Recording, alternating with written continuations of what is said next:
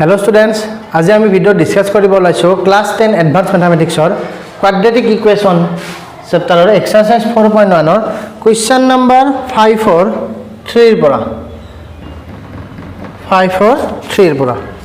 already আগৰ ভিডিওত বাকি question বিলাক ডিসকাস কৰা হৈছে তোমালোকে হেইবিলাক ভিডিও চেনেলৰ প্লেলিষ্টত গৈ সম্পূৰ্ণকৈ চাই লবা সো আজি লৈছো 5 3 সো ইয়াত দি আছে 1 root of x square minus px plus q equal 0 will be twice the other মানে এটা root এটাৰ ডাবল হ'ব লাগিব সো আমি root দুটা ধৰি ললো let alpha and twice alpha be the roots of the equation so alpha আৰু twice alpha root দুটা কাৰণ এটা ডাবল বুলি কৈছে so according to question মানে আমাৰ যদি alpha plus twice alpha যদি root হয় so alpha plus twice alpha equal p কিয় ইয়াতে কি আছে minus p so ইপিনে 1 minus p by 1 so এটো কিমান হ'ব 1 হ'ব হয় না নাই চাবা ax square plus bx plus c equal 0 যদি root alpha plus beta হয় তেনেহলে কি হয় minus b by a and alpha beta equal c by a ইয়াতে অলৰেডি মাইনাস আছে গতিকে মাইনাস টু গুছি যাব সো আমাৰ কি থাকিল alpha plus twice alpha equal twice p and alpha and twice alpha equal q ঠিক আছে সো এটো আমি কিমান পালো 3 alpha equal p so alpha equal p by 3 so এতে পালো 2 alpha square equal q alpha মানে কিমান পালো p by 3 whole square equal q 2 into p square by 9 q so 2 p square equal 9 q ঠিক আছে বুজি পালা এটো সো এইখিনি কথা যদি আলফা আৰু বিটা যদি ৰুট হয় আমি জানো alpha plus beta equal minus b by a আৰু alpha beta equal c by a এটো যদি মই কম্পেয়াৰ কৰো ইয়াতে কি আছে x square minus px plus q equal 0 so ইয়াক যদি কম্পেয়াৰ কৰো x square minus p by 1 হয় না নহয় সেটা আমার কি আহিল p by 1 x plus q by 1 equal 0 হয় না নহয় সো ইয়াতে অলরেডি মাইনাস আছে হয় না গটিকে মাইনাস আছে মানে আমি মাইনাস টু ইয়াতে ব্র্যাকেটের ভিতর p by 1 থাকিল so alpha plus beta equal কিমান হল p by 1 and alpha beta equal কিমান q by 1 so p by 1 মানে আমি লিখিব পাৰো ডাইৰেক্ট p আৰু q by 1 মানে লিখিব পাৰো ডাইরেক্ট q সো এইখিনি কথা বুজি পালা তোমালোকে সো লিখিবা এইখিনি নেক্সট হৈছে আমি question number 4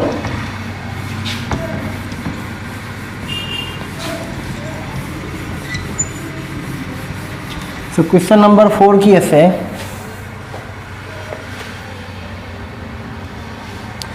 the roots of ax square plus bx plus c equal 0 will be in the ratio m:n so ratio দুটা m:n ত থাকিব লাগিব তো আৰু root দুটা ধৰি লও let the roots be m alpha and n alpha ঠিক আছে so root দুটা গম পালো m alpha আৰু n alpha so sum of the root m alpha plus n alpha equal minus b by a so alpha common ললে আমি পাও m minus b by a and m alpha into n alpha equal c by a so আমি পালো m n alpha square equal c by a so alpha equal আমি পাও minus b by a m plus n so a alpha value to মই ইয়াতে put কৰি দিও m n alpha মানে কিমান পালো minus b by a m plus n whole square equal c by a m n b square a square m plus n whole square equal c by a so m n b square a square m plus n whole square equal c by a so ইয়াতে আমি চাও কি হয় যে a cancel so আমি উপৰত পালো m n b square তলত a m plus n whole square equal c so ইয়াতে আমি এইটো ক্ৰছ মাল্টিপ্লাই কৰি লওঁ কিমান হয় ইপিনে মই মুছি দিছোঁ সো ক্ৰছ মাল্টিপ্লিকেশ্যন কৰিলে কিমান হ'ব সো ইফালে m n b square m plus n whole square a c আৰু এইটো হৈছে আমাৰ কন্ডিশনটো m n b square m plus n whole square a c আৰু এই কন্ডিশনত আমাৰ কি হ'ব ৰুট দুটা আমাৰ কি হ'ব m:n ৰেশিও থাকিব সো আমাৰ কন্ডিশন বিলাক লিখিব লাগে আৰু এইখিনি আমাৰ কন্ডিশনটো ঠিক আছে সো এইটো সলিউশন ভিডিওটো পজ কৰি তোমালোকে লিখি লোৱা নেক্সট হৈছে আমি question number 545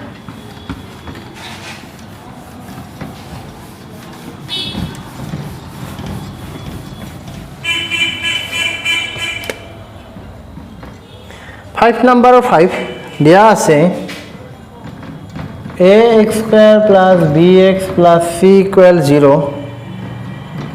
px square plus qx plus r equal 0 will have a common root so ইয়াৰে আমাৰ কৈছে যে কি কন্ডিশনত ইহঁতৰ এটা ৰুট কি হ'ব 1 ৰুট কমন এটা ৰুট কি হ'ব লাগিব কমন হ'ব লাগিব হয়নে এটা কাম কৰো আমি ধৰি লওঁ আমি অলৰেডি এটা এনেকুৱা মেথ লাস্ট ভিডিওত কৰিছিলো ঠিক আছে আমি ধৰি লওঁ let alpha be the common root so ধৰি ললো যে এই আলফাটো এই দুটা ইকুৱেচনৰ ৰুট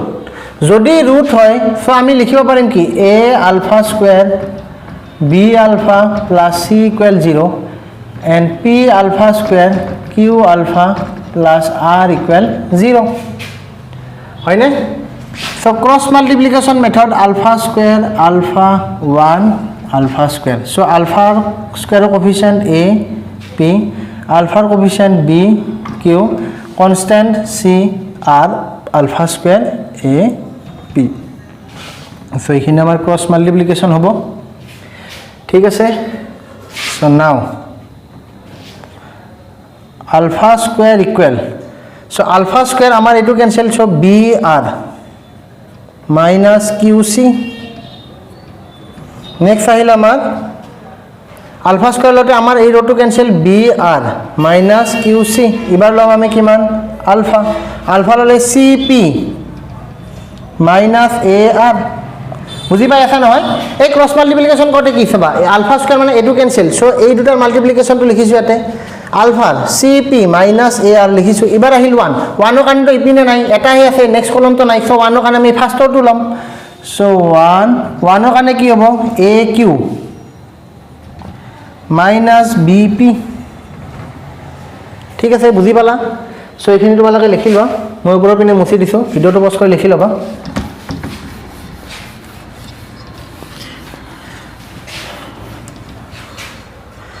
গটিকে আমি এটা কি পালো যে alpha square by br minus qc equal 1 by aq minus bp so alpha square equal br qc aq bp and alpha by cp minus ar equal 1 by aq minus bp so alpha equal cp minus ar aq minus bp so আমি alpha square পালো আৰু alpha আমি পাই গলো so এটা এই alphaৰ ভ্যালুটো আমি এটা পুট কৰিব পাৰো so alpha মানে কিমান পাইছো cp minus ar divided by aq minus bp whole square আৰু ইপিনে থাকিল আমাৰ same br minus qc aq minus bp বুজি পালা না তোমালোকে এই আলফাৰ ভ্যালুটো মই এটা আলফা স্কয়াৰ আলফাত পুট কৰি দিছো সো এটো স্কয়াৰটো কাৰণে এটো স্কয়াৰ আলফা মানে যেটো ভ্যালু পাইছো পুট কৰি দিলো সো ইয়াক ওই হোল স্কয়াৰটো মই এটা কাম কৰিব পাৰো cp minus ar whole square aq minus bp whole square equal br minus qc aq minus bp so aq minus bp ইয়াৰ পাৱাৰটো ক্যান্সেল so cancel হোৱাৰ পিছত আমি কি পালো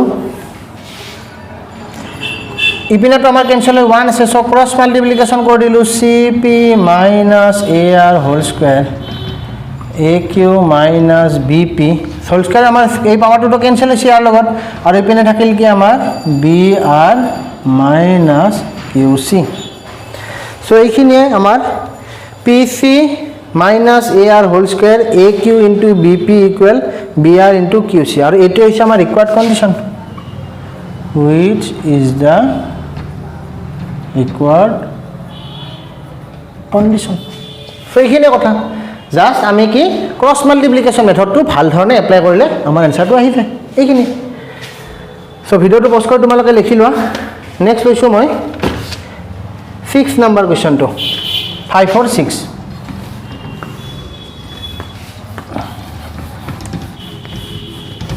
so 5 or 6 নম্বৰ আছে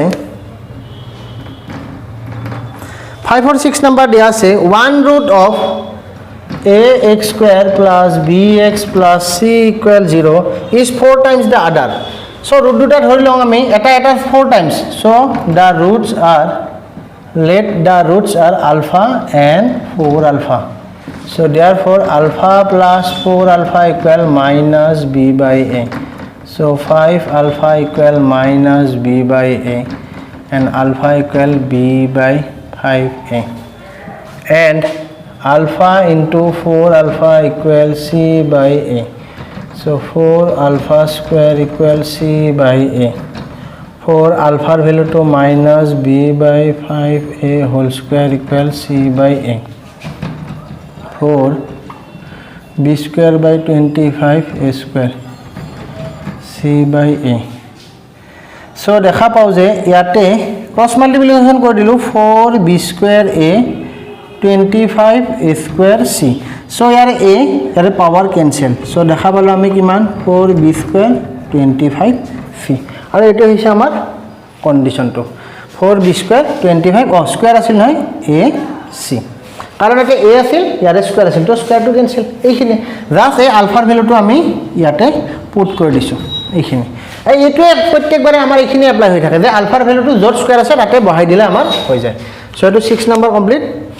এটা লৈছোঁ 7 নম্বৰটো ভিডিঅ'টো পজ কৰি লিখি ল'বা চ' নম্বৰ 7 দিয়া আছে the sum of the roots x square minus mx plus n equal 0 k times their difference the sum of the roots iman is k times their difference k times their difference এটা সবা ৰুটৰ কি হৈছে যে root দুটাৰ সামটো হিয়তৰ ডিফাৰেন্সৰ 6 time মানে এনেকুৱা কথাটো যে সাপোজ ৰুট দুটা আছিল আলফা বিটা সো আলফা বিটাৰ যি দুটা ৰুটৰ যিটো সামটো ইহতৰ যিটো ডিফাৰেন্স এটো হৈছে ৰুট দুটাৰ সাম আৰু এটো হৈছে ৰুট দুটাৰ মাজৰ ডিফাৰেন্স এই ডিফাৰেন্সৰ 6 টাইম বুলি কৈছে বুজিছা নহয় কথাটো সো এনেকুৱা কথা গতিকে আমি ইয়াতে যদি চাওঁ মানে কেনেকুৱা ধৰণৰ হ'ব পাৰে যে আলফা আৰু বিটা য'ত 6 টাইম হ'ব পাৰে আমাৰ নেক্সটটো গতিকে আমি যদি আলফা লৈ লওঁ সে এক্সাম্পল হিচাপত চেক কৰি চাওঁ মানে কেনেকুৱা হ'ব পাৰে যে আলফা ললোঁ আমি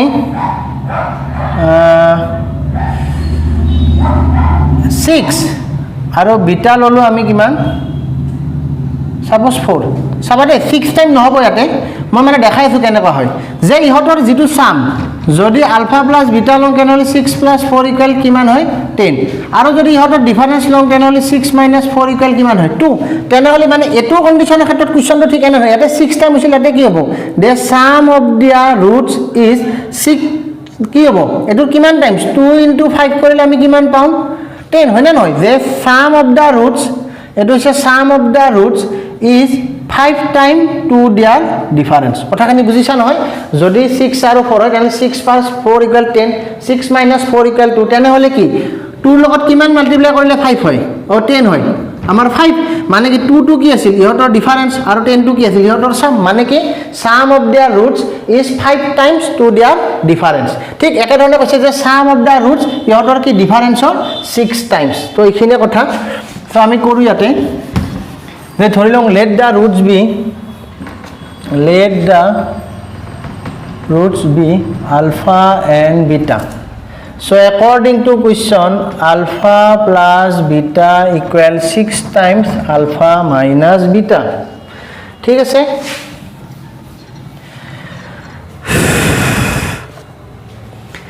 এতিয়া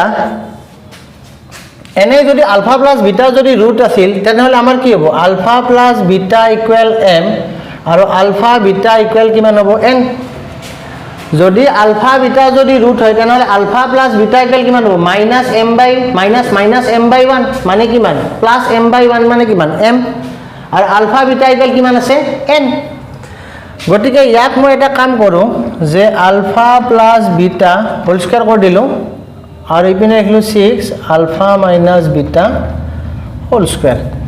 सो अल्फा प्लस बीटा माने মই পাইছো m স্কয়ার 6 স্কয়ার মানে 36 এটা এটা পালো মই কিমান alpha minus beta whole square alpha minus beta whole স্কয়ারক মই লিখিব পাৰো কিমান alpha plus beta whole square minus 4 alpha beta হয় না নহয় alpha square plus 2 alpha beta plus beta square मैं जब ब्रेक करूँ कि है alpha square 2 alpha beta plus b square 4 alpha beta तेनहले देखा पाऊँ जे alpha square 2 alpha beta minus 4 alpha beta yes minus 2 alpha beta plus b square माने किमान पालो alpha minus beta whole square तेनहले गम पालो जे कि alpha minus beta whole square equal एखिनि कारेक्ट एखिनि মই ইয়াৰ পৰা এক্সপান্ড কৰি তোমাক দেখাই দিছো হয়নে সো আমি alpha minus beta whole square জায়গাত মই alpha plus beta 4 alpha beta লিখিব পাৰো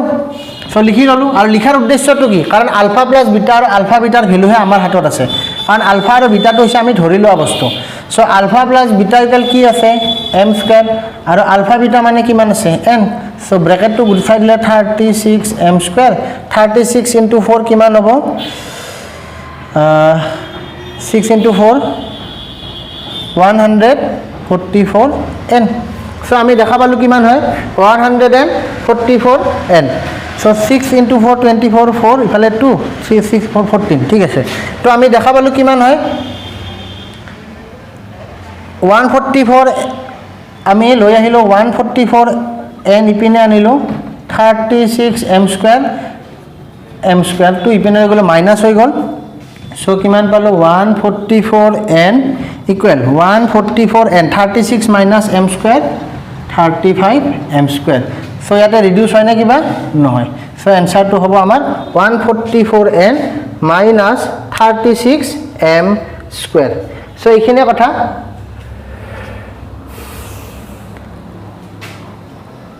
যদি হে আচ্ছা কোৱেশ্চনটোত মই সলিউশনটো কৰতে অলপ ভুল কৰিলো ভুল মানে কি কোৱেশ্চনটো যদি 6 টাইমছ হয় তেনেহলে এটো কন্ডিশন एक्चुअली क्वेश्चन दिया আছে কিন্তু k টাইমস ঠিক আছে এটো क्वेश्चन তোমালকে সিমিলার টাইপ হা মই আৰু এটো আৰু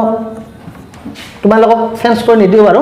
যে x square minus mx plus n যে ৰুট দুটা যদি কি কৈছে এটা এটা যদি 6 টাইমস হয় তেনেহলে এটো ঠিকই আছে কিন্তু আমাক क्वेश्चनত কি দিছে k টাইমস গতিকে মই হেতু মেথছ কৰি দিছো এটো তোমালকে ধৰি লবা क्वेश्चन নম্বৰ যেটো 547 আছে তাতে k টাইমস আছে তো হেতু তোমালকে এজ এ 6 টাইম হিচাপত ধৰি লোৱা এটো তোমালকৰ आंसर যদি এটা বুকৰ মতে যদি মই কৰো তেনে হলে কি হ'ব চাবা এটা এইখিনিয়া কথা প্ৰসেস সেম আছে সো বুকৰ মতে যদি কৰো এটো ধৰি ললো মই এবাৰ k টাইমস কোৱেশ্চন হয় sum of the roots equal k times একে প্ৰসেস বোথ সাইড মই হোল স্কয়াৰ কৰি দিম alpha plus beta whole square k alpha minus beta whole square so alpha plus beta মানেনো কিমান পাইছো m স্কয়াৰ সো এটা k square alpha minus beta whole square তো আগৰটোকে বেছি ইজি হে কাৰণ ক্যালকুলেশন বিলাক কৰিব লগানে ভ্যালু বিলাক পুট কৰি দিলে হল 4 আলফা बीटा এই মাত্ৰ কৰি দিছো কেনে হয় alpha minus beta whole square মানে মই লিখিব পাৰো তোমালোকে ইয়াক এক্সপান্ড কৰি চেক কৰি চাবা so k square alpha plus beta মানে কিমান পাইছো আলফা প্লাস बीटा মানে আমি পাইছো m স্কয়াৰ আৰু আলফা बीटा মানে হৈছে n সো কিমান হল m square k square m square minus 4n so এটো হল k স্কয়াৰ